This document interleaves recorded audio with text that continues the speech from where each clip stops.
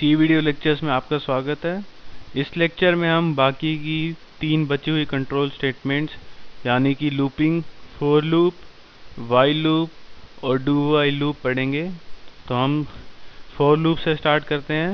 और स्टार्ट करने से पहले मैं आपको सजेस्ट करूंगा कि आप इस यूट्यूब वीडियो के बॉटम राइट कॉर्नर पे एक फुल स्क्रीन बटन पे क्लिक कीजिए ताकि आप इसका बेटर व्यू ले सकें। फोर लूप का सिंटैक्स क्या होता है? For expression 1 semicolon, expression 2 semicolon, expression 3। Expression 1 हमारा यूजुअली इनिशियलाइजेशन होता है, मतलब कोई भी वेरिएबल की हम एक वैल्यू डालते हैं इसमें। और एग्जांपल आपको मैं साथ साथ बताता रहता हूँ। जैसे कि हमने कोई एक इंटीजर ले रखा है आई को हमने ले लिया आई इक्वल टू 1 या 0 ले लीजिए, मतलब हमने आई को 0 से इनिशियलाइज कर दिया। जो हमारा सेकंड एक्सप्रेशन होता है ये होता है हमारा टर्मिनेटिंग कंडीशन, मतलब हमारा फोर लूप कहाँ तक चलेगा। सपोज मैं लिख देता हूँ आई इज़ लेस देन 50, मतलब आई की वैल्यू 0 है और आई 50 से छोटा है। और हमारी ये जो थर्ड एक्सप्रेशन होता है ये हमारा एक इंक्रीमेंटल या डिक्रीमेंटल होता है, मतलब हमारी जो आई की वैल्यू है या तो इंक्रीज करेगा या डिक्रीज करेगा, पर इस केस में आई जो 50 से कम है तो इंक्रीज करेगा। आई प्लस प्लस मतलब ये है कि इस लूप में पहले आई की वैल्यू 0 है, फिर इसके नीचे जो स्टेटमेंट्स होती हैं लूप के अंदर ऐसा होता है स्टेटमेंट्स और ये लूप क्लोज। तो हमारा आई की वैल्यू पहले 0 है तो ये स्टेटमेंट एग्जीक्यूट होंगी। फिर आई की वैल्यू हमारी आई प्लस प्लस मतलब 1 हो गई है और ये चेक करेगा क्या 1 50 से छोटा है, ट्रू है तो दोबारा एग्जीक्यूट होगी स्टेटमेंट। फिर आई की वैल्यू 2 हो जाएगी, फिर 2 से हम चेक करेंगे 2 50 से छोटा है जो कि ट्रू है तो फिर दोबारा एग्जीक्यूट होगी स्टेटमेंट। तो ये कब तक एग्जीक्यूट होगी? जब आई की वैल्यू 49 हो जाएगी। आई की वैल्यू 49 50 से छोटा है, हाँ ट्रू है, तो फिर ये स्टेटमेंट्स एग्जीक्यूट होगी। फिर आई प्लस प्लस मतलब आई की वैल्यू होगी 50। फिर हम चेक करेंगे 50 से छोटा है जो कि फॉल्स है, तो ये लूप अपने आप टर्मिनेट हो जाएगा। तो ये हमारी स्टार्टिंग में इनिशियलाइज करते हैं, ये हमारी टर्मिनेटिंग कंडीशन होती है कि मतलब इससे मैक्सिमम वैल्यू आई की क्या होगी।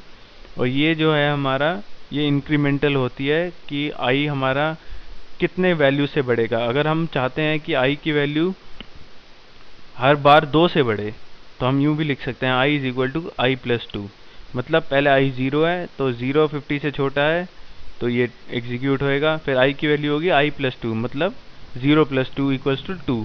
फिर 2 50 से छोटा है फिर एग्जीक्यूट होंगी। फिर आई की वैल्यू 4 हो जाएगी, फिर आई की वैल्यू 6 हो जाएगी। तो ये लूप 50 टाइम्स की जगह सिर्फ 25 टाइम्स काम करेगा क्योंकि आई 2 से इंक्रीमेंट हो रहा है, 1 से नहीं हो रहा। तो आई होप फोर लूप का सिंटैक्स आपको समझ आ गया होगा। तो अब मैं एक स्मॉल प्रोग्राम बनाऊंगा डेवलपर C++ में जो कि फोर लूप का यूज़ बताएगा आपको। तो हेडर फाइल इंक्लूड कर देता हूँ मैं, include stdio.h, include conio.h main function. दोस्तों इस प्रोग्राम में हम 1 to 10 प्रिंट करेंगे फॉर लूप की हेल्प से। तो हमारा सबसे पहले हमें जो प्रिंट करना है वो क्या है? 1। तो हम पहले तो एक इंटीजर ले लेते हैं आई, इंट आई, और हमारा पहला नंबर जो प्रिंट करना है वो है 1। तो हम प्रिंट करेंगे for I is equal to 1 क्योंकि हमारा पहला नंबर 1 है। और हमें 1 to 10 प्रिंट करना है तो हम क्या करेंगे? I is less than 11, I is less than 11 क्योंकि 11 से लेस ही 10 होता है। लेकिन हम एक और चीज़ भी इसमें कर सकते हैं, हम I is less than equal to 10 भी कर सकते हैं क्योंकि जब आई 10 होगा तो तब भी ये स्टेटमेंट ट्रू होगी क्योंकि 10 is less than equal to 10। यहाँ इक्वल टू के साइन आने से हम यहाँ 10 भी ले सकते हैं। तो ऊपर से आई प्लस प्लस, और हम यहाँ पे लिख देते हैं printf %d i। तो दोस्तों पहले i की वैल्यू 1 है तो 1 प्रिंट होएगा, फिर i प्लस प्लस मतलब 2 होगी, फिर 2 प्रिंट होगा, ऐसे 10 तक चलेगा ये लूप क्योंकि 10 इज लेस देन या इक्वल टू होता है 10 इक्वल टू 10 होता है हमें पता है, तो तब भी कंडीशन ट्रू होगी। तो ये लूप जब i इज इक्वल टू 11 होगा तो 11 लेस देन इक्वल टू 10 वो फॉल्स होगा, तो ये लूप 10 तक चलेगा। तो अगर हम यहाँ इसका गेट सी एच डाल देते हैं ताकि आउटपुट विंडो क्लोज ना हो, तो मैं कंपाइल करता हूँ इस प्रोग्राम को, control F9, 0 errors, control F10। आप अपनी आउटपुट स्क्रीन पे देख सकते हैं 1 2 3 4 5 6 7 8 9 10 प्रिंट हो गया। पर अगर हम इसको न्यू लाइन में प्रिंट करना चाहें हर नंबर को, तो हम बस इस %d के साथ न्यू लाइन कैरेक्टर भी डाल सकते हैं, जिससे कि सारे नंबर नई लाइन पे आएंगे। तो मैं ये भी रन करके दिखा देता हूँ। पहले कंपाइल करता हूँ, कंट्रोल F9, अब रन करता हूँ कंट्रोल F10। आप देख सकते हैं सारे 1 to 10 अलग अलग नंबर पे अलग अलग लाइन पे प्रिंट हुए हैं। तो मैं उम्मीद करता हूँ ये आपको समझ आ गया होगा फॉर लूप। अब नेक्स्ट है हमारा वाइल लूप। वाइल लूप में क्या होता है, हम वाइल लिखते हैं और एक कंडीशन होती है इसके अंदर, और अगर ये जब तक कंडीशन ट्रू है ये वाइल लूप एग्जीक्यूट होता रहेगा, और जैसे ये कंडीशन फॉल्स होती है तो वाइल लूप टर्मिनेट हो जाएगा। तो इसका यूज़ हम आपको डेवलपर C++ में करके दिखाते हैं ताकि आप इसको अच्छी तरह समझ सकें। हेडर फाइल इंक्लूड कर दीजिए।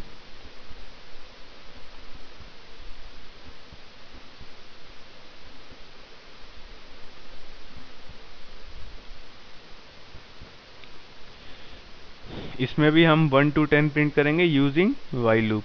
तो हम ले लेते हैं int i is equal to 1, क्योंकि हम 1 प्रिंट करना चाहते हैं स्टार्टिंग में, 1 to 10 प्रिंट करना है। अब वाइल लूप लगा दीजिए, while i is less than 11 या फिर i is less than equal to 10, क्योंकि हमारा लास्ट नंबर जो हमने प्रिंट करना है वो 10। अगर हम i इज लेस देन 11 करेंगे तो लास्ट नंबर जो प्रिंट होगा 10 होगा, लेकिन अगर हम i is less than equal to 10 करेंगे तब भी लास्ट नंबर जो प्रिंट करना है वो भी 10 होगा। तो हम यहाँ पे कर देते हैं printf %d i, ये i प्रिंट करेगा, और यहाँ पे हम i++ कर देते हैं ताकि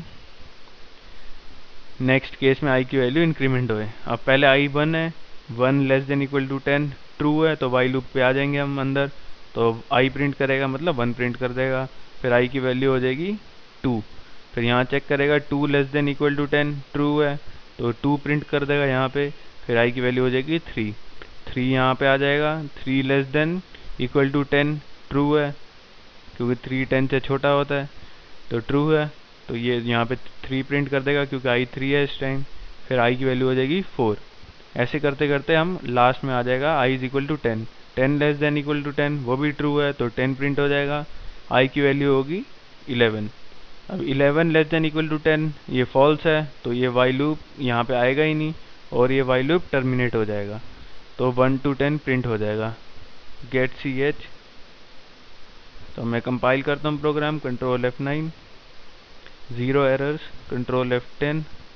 आप देख सकते हैं आउटपुट स्क्रीन पे 1 2 3 4 5 6 7 8 9 10।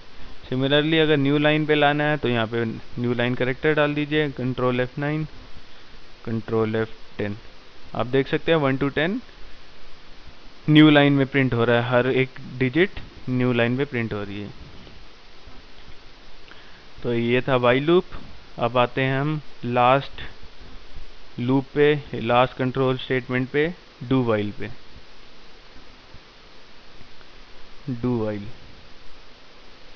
वाइल का सिंटैक्स दोस्तों होता है डू, यहाँ पे स्टेटमेंट्स होती हैं कोई भी, और उसके बाद वो कंडीशन चेक करता है, और यहाँ पे दोस्तों वाइल के आगे सेमीकोलन भी लगता है। डू वाइल में वाइल के आगे सेमीकोलन जरूर लगाना चाहिए, नहीं तो एरर डिस्प्ले करेगा। तो डू के अंदर हम क्या करेंगे, हम पहले कोई भी स्टेटमेंट्स होती हैं या सेट ऑफ स्टेटमेंट्स होती हैं उनको एग्जीक्यूट कर देते हैं, लेकिन और उसके बाद हम कंडीशंस को मैच करते हैं। तो मैं भी इसमें 1 to 10 प्रिंट करूँगा, उसके बाद मैं एक और प्रोग्राम भी बनाऊँगा जो आपको वाइल और डू वाइल के बीच में डिफरेंस बताएगा। पहले मैं एक सिंपल प्रोग्राम बनाता हूँ डू वाइल का, जो कि 1 to 10 प्रिंट करेगा, यही कही i is equal to 1, do do के अंदर आप करली ब्रेसिस के अंदर आप क्या करना चाहते हैं, प्रिंट करना चाहते हैं प्रिंट एफ %d और आई को प्रिंट करेंगे और यहाँ पे लिख देंगे i++। इसको क्लोज कीजिए, वाइल में कंडीशन डाल दीजिए, while i is less than equal to 10 और सेमीकोलन। उसके बाद गेट ch। इस प्रोग्राम में हमने क्या किया है, हमने वही किया, i को 1 ले लिया और ये सीधा डू पे आ जाएगा, 1 प्रिंट कर देगा यहाँ पे, यहाँ के i की वैल्यू हो जाएगी 2, फिर चेक करेगा 2 छोटा है 10 से तो ये ट्रू है, फिर दोबारा यहाँ पे आ जाएगा 2 प्रिंट कर देगा, फिर i की वैल्यू 3 हो जाएगी। ऐसे करते करते वही काम है 10 तक प्रिंट करेगा। तो मैं कंट्रोल F9 करता हूँ, कंट्रोल F10, आप देख सकते हैं 1 2 3 4 5 6 7 8 9 10। तो दोस्तों आप ये सोच रहे होंगे कि वाइल और डू वाइल में फ़र्क क्या है, जब दोनों ही सेम आउटपुट प्रिंट करते हैं तो फ़र्क क्या है। तो मैं आपको अब फ़र्क बताता हूँ डू वाइल और वाइल लूप में। डू वाइल लूप में क्या होता है, हम पहले स्टेटमेंट प्रिंट करते हैं और स्टेटमेंट एग्जीक्यूट करते हैं जो डू लूप के अंदर होती है, जो इस डू लूप के अंदर है स्टेटमेंट्स, इसको हम एग्जीक्यूट करते हैं और बाद में हम कंडीशंस चेक करते हैं। पर वाइल लूप में क्या होता है, हम कंडीशन पहले चेक करते हैं और बाद में स्टेटमेंट एग्जीक्यूट करते हैं। तो अगर मैं यहाँ पे लिख दूँ for i is equal to 11, मतलब मैं 11 लिख दिया सीधा ही, तो डू लूप में क्या प्रिंट होएगा, 11 प्रिंट हो जाएगा। लेकिन बाद में कंडीशन चेक कर रहा है कि 11 is less than equal to 10, जो कि फॉल्स है। मतलब हमारा एक बार तो लूप चलेगा ही चलेगा, क्योंकि ये कंडीशन बाद में मैच हो रही है और तब तक ये स्टेटमेंट एग्जीक्यूट हो चुकी है। हमने i को 11 से इनिशियलाइज किया और यहाँ पे हम सीधा प्रिंट कर रहे हैं डू के अंदर 11, और यहाँ वाइल से कंडीशन हम बाद में चेक कर रहे हैं कि 11 लेस देन इक्वल टू 10, जो कि फॉल्स है। तो लूप टर्मिनेट हो जाएगा, लेकिन पहले एक बार 11 जो है वो प्रिंट हो जाएगा, क्योंकि डू लूप में हम पहले स्टेटमेंट एग्जीक्यूट करते हैं, बाद में कंडीशन चेक करते हैं। अगर यही हमने इनिशियलाइजेशन वाइल लूप में करी होती i इज इक्वल टू 11 से, तो हमारा कुछ भी प्रिंट ना होता और एरर आ जाता, एरर तो ना आता, कुछ भी प्रिंट ना होता। तो मैं इसको एक बार रन करके दिखाता हूँ, कंट्रोल F9, कंट्रोल F10, आप देख सकते हैं आउटपुट स्क्रीन पे 11 अभी भी प्रिंट हो रहा है। लेकिन अगर मैं यही काम वाइल लूप से करूँ, while i is less than equal to 10, ठीक है, और यहाँ पे हमने लिख दिया i इज इक्वल टू 11, तो ये सीधा यहाँ पे चेक करेगा i is less than equal to 10, लेकिन 11 है, 11 is less than equal to 10 हो ही नहीं सकता, क्योंकि ये फॉल्स है कंडीशन। तो यहाँ पे अगर हम लिख दें प्रिंट एफ %d i, तो कुछ भी प्रिंट नहीं होएगा। कंट्रोल F9, कोई एरर नहीं आएगा, क्योंकि ये लॉजिकली तो सही है हमारा प्रोग्राम, कोई सिंटैक्स में गलती नहीं है। लेकिन अगर हम इसको रन करें तो आप अपनी आउटपुट विंडो देख सकते हैं, कुछ प्रिंट नहीं हो रहा। तो I hope difference between while loop और do while loop is clear to you.